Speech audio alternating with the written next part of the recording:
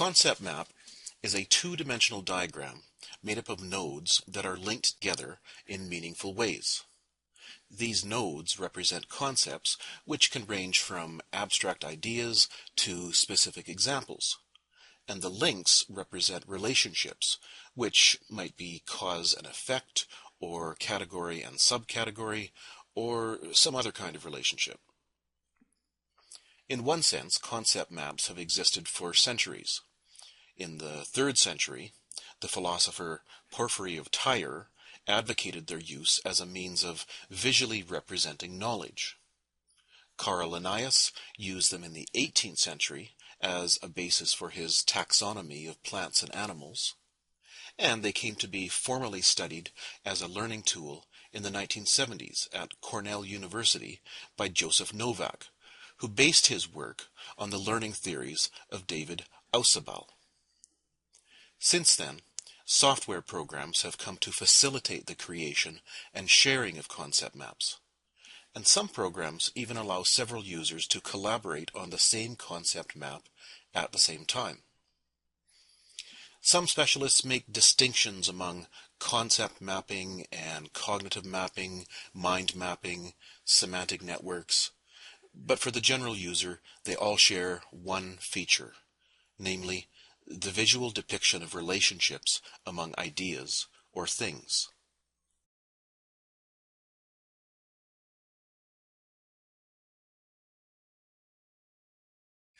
People who have studied concept maps in education say that concept maps can help learners to become more actively involved in identifying central ideas and relating them to each other in meaningful ways. They also suggest that concept mapping forces students to identify connections and apprehend them more deeply than other more traditional approaches such as reading or writing about a concept or making an outline. Experts also suggest that concept mapping sometimes makes use of dual coding. That is, the students learn the material both from the text labels found on the concept map as well as the overall visual structure of the map. And proponents also say that concept maps can ease the cognitive load for some students, especially weaker students, by allowing them to focus on essential relationships rather than focusing on decoding a written text. So overall, the literature seems to affirm that concept mapping does have a positive impact on student learning outcomes.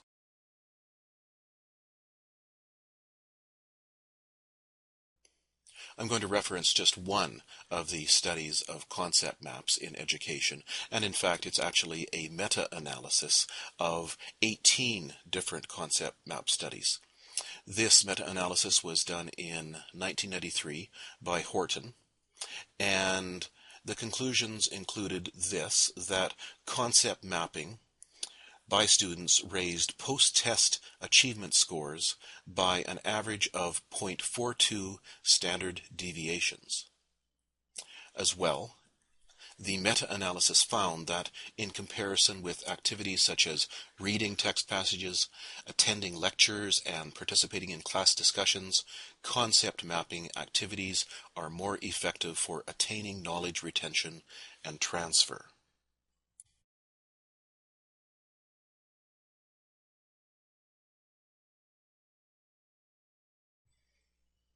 Students themselves also report that using concept maps in their courses benefits their learning.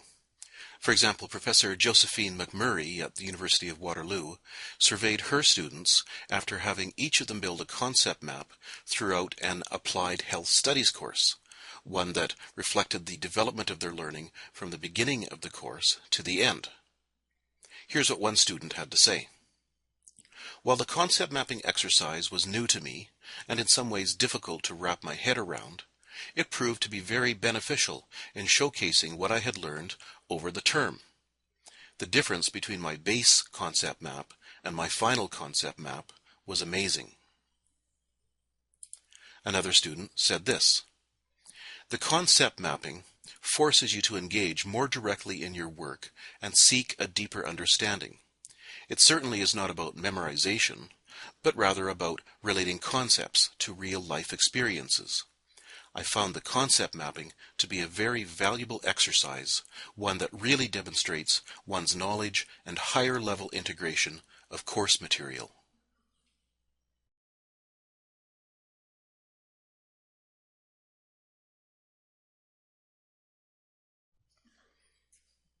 In terms of creating a concept map, conventional thinking is that they should be constructed around, or at least begin, with a focus question.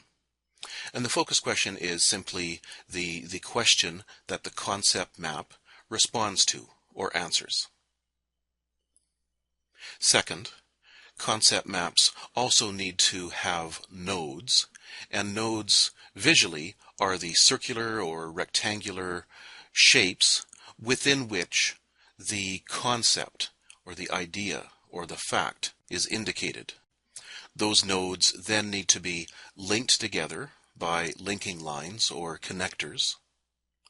And those linking lines or connectors themselves can have labels on them that indicate the kind of relationship between nodes. And then the nodes, when they are linked together by a linking line or a connector, they form what is called a proposition. Third, concept maps are supposed to contain hierarchical levels. In other words, different levels that represent perhaps category and subcategory or cause and effect. However, in my own experience, depending on the concept which is being mapped, having clear hierarchies might not always be possible. And I think that is simply because there are some disciplines or some bodies of knowledge, some systems, which are inherently non-hierarchical. And I'll give you an example of that a bit later on. Fourth, the lowest level of the concept map should probably terminate with some actual examples, something that will make concrete the abstract concepts that appear in the rest of the map.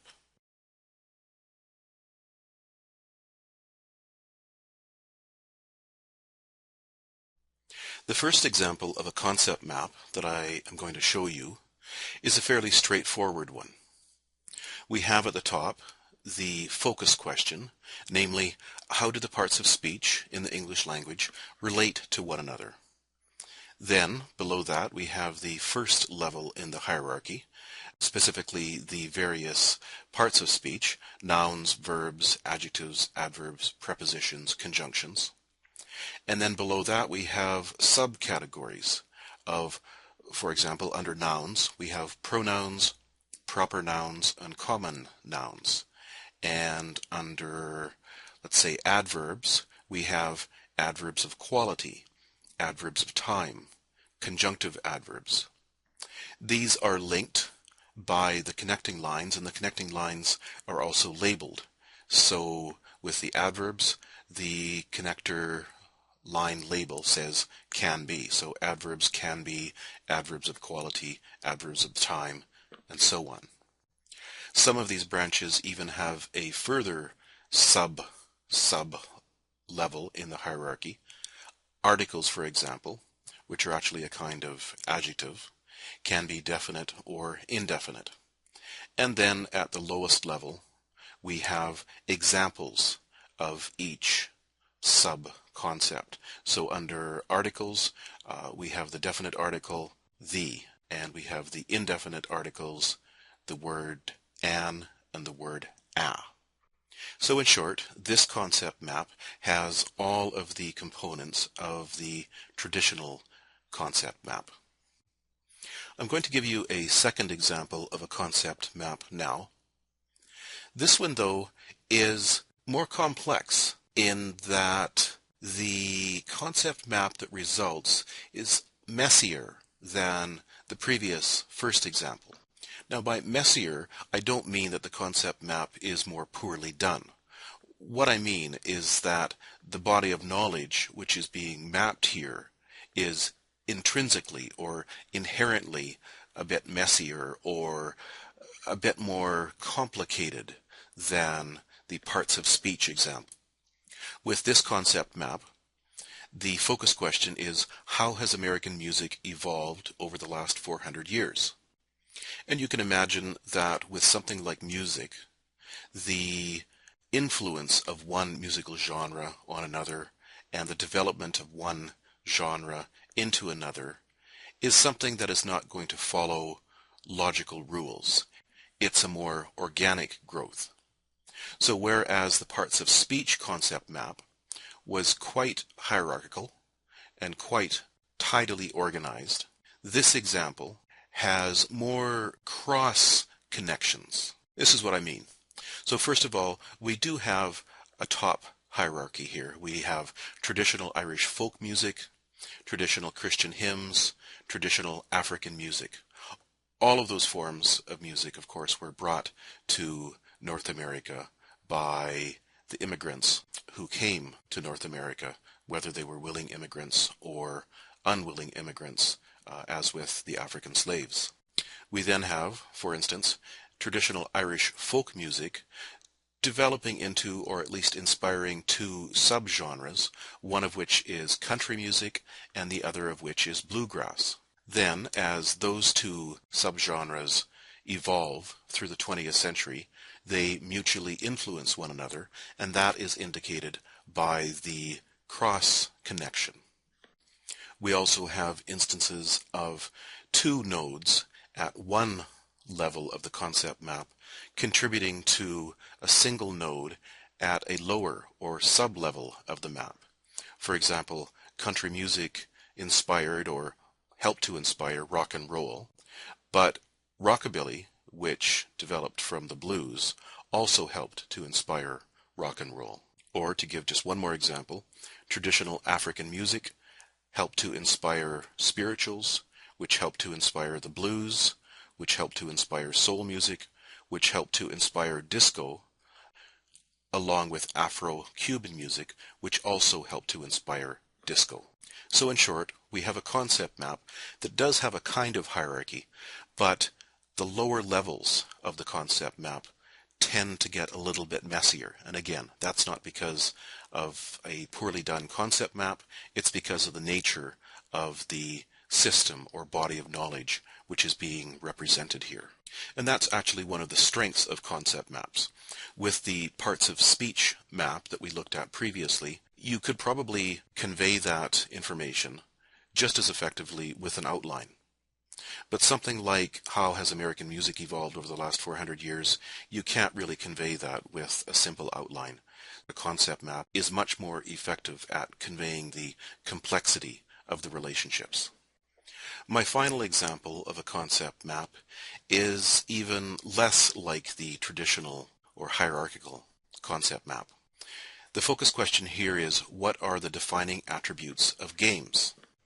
And I chose this focus question because I think it was the philosopher Wittgenstein who used games as an example of something which does not have a defining essence. It does not have a single defining essence, but rather games have something which he called a familial resemblance. And by familial resemblance he meant this, that I might look like my sister Penny, and I might also look like my sister Donna, but that doesn't mean that Penny and Donna look like each other. In other words, I share some features or attributes with one sister and other attributes or features with another sister. And according to Wittgenstein, the same thing is true of games, that there is no single feature or attribute that every game has. For example, some games are competitive, other games are non-competitive. Some games involve multiplayers, some games involve one player. Some games are athletic in nature, some are non-athletic. You simply are sitting at a table. Some games are for children, some games are for adults, and so on. So in this concept map, I've put some examples of common North American games in the middle, and then I have indicated via the arrows, which I've left unlabeled just because of the complexity or messiness of this map, and the arrows link to the features. So the first game is Spin the Bottle. It's a game played by children, spinning the bottle, and whoever the bottle ends up pointing at, that person has to do something. So Spin the Bottle is a multiplayer game, but it's also non-competitive. There really is no winner in Spin the Bottle. A little further down we have Solitaire, which is a competitive game, but as the name suggests, it's for one player only. And then there are arrows, the red arrows, going to both for children and for adults, because it's probably played equally by both of those groups. So the resulting concept map is complex, and you can imagine how much more complex it would be if we added more games. We would have arrows going every which way. And the danger, I suppose, is that if we added more games, more examples of games, we might end up with a concept map that is so complex that it would cease to be useful. It would require so much work to figure out the connections that it just simply wouldn't be worth it. On the other hand, if what we are simply trying to do is demonstrate the complexity of this network, well, then I think that this kind of concept map can still accomplish that. The three different concept maps that we've looked at then differ with regard to their complexity and also with regard to the clarity of their hierarchy. What I mean is that with the parts of speech concept map, it was very hierarchical, and it was also very tidy. So tidy and hierarchical, in fact, that it probably could easily have been turned into a mere text-based outline. The second concept map, the one about how American music has evolved, still had hierarchy, but it had a number of cross-links, and that spoke, I think, to the complexity that was inherent in the subject matter. Then the third concept map, the one about games, there we saw a concept map in which the complexity and also the lack of inherent hierarchy was such that the resulting map was very visually complicated, still perhaps useful, but perhaps not, depending on the purposes of the concept map.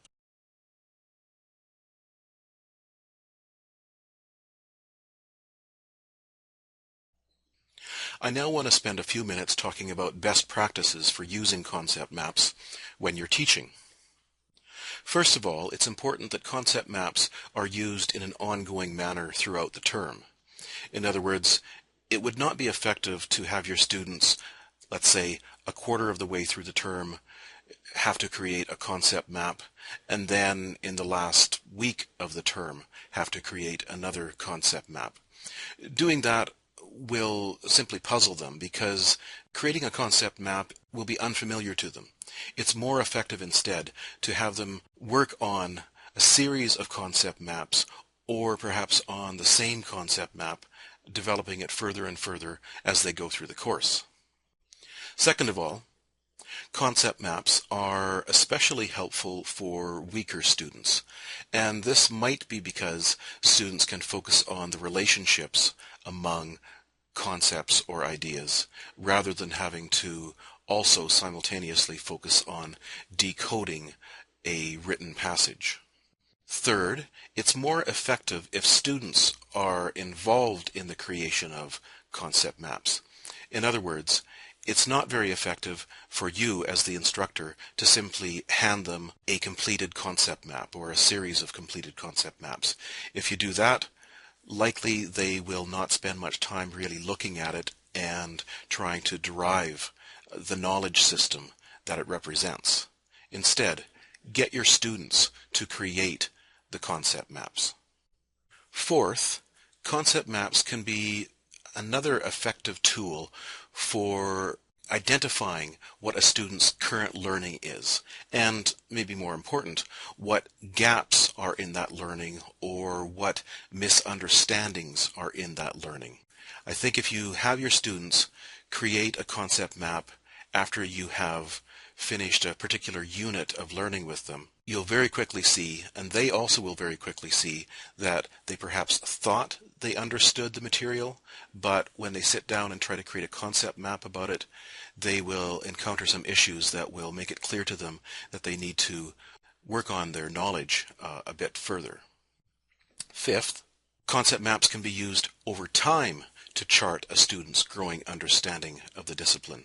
So for example, as I was saying earlier on, you could have students begin to work on a concept map that represents their understanding of the course material at the beginning of the course, and every week they are expected to continue to add to that concept map, to refine it, to improve it and develop it throughout the course of the term, so that by the end of the term they will have a much more developed understanding of the material, and also they can then compare their understanding of the material with their final concept map to their initial understanding of the material with their original concept map.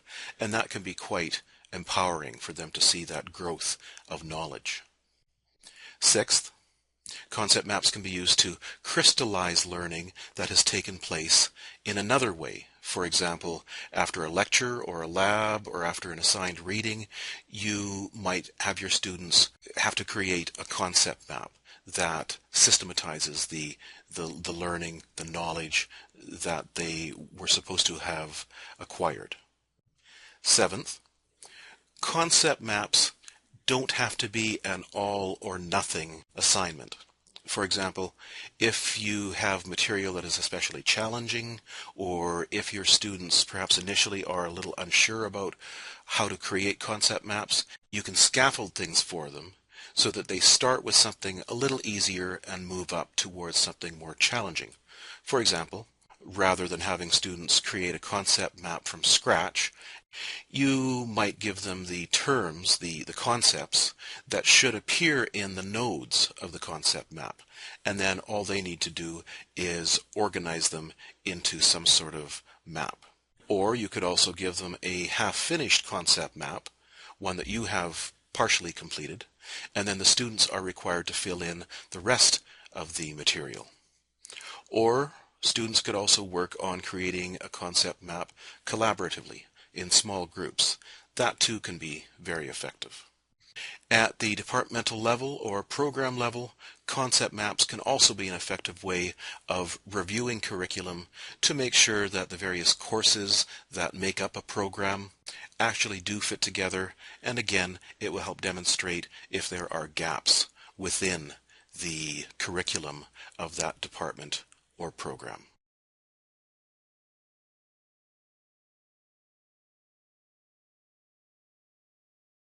The last thing I'm going to talk about in this screencast is how to assess or grade concept maps. And there are a couple of ways of doing that. One of which was proposed by Novak and Gowan in 1984, and it is a very objective, almost mechanical way of assessing concept maps. And essentially, different numbers of points are awarded for different aspects of the map. So for example, for every valid proposition, and you recall that a proposition is a node that is connected to another node by a connector, for every one of those valid propositions, the student receives 1 point. And for every level in the hierarchy, the student receives 5 points. And for every branching, that is where a node gives way to several subcategories, 1 point is given for each branch. Cross links, in other words, horizontal links from one node to another node, are given 10 points each, and specific examples are given 1 point each. Now that method might work for most concept maps, but as we saw, there are some disciplines or some bodies of knowledge where the resulting concept map is very messy or untidy, not because of the map itself, but because of the nature of that knowledge. And therefore, that kind of objective mechanical approach to assessing the quality of a concept map might not work with that kind of concept map. To my mind, a better approach to assessing concept maps is to use a rubric, and I'm going to refer to the one that is on our site at the Center for Teaching Excellence.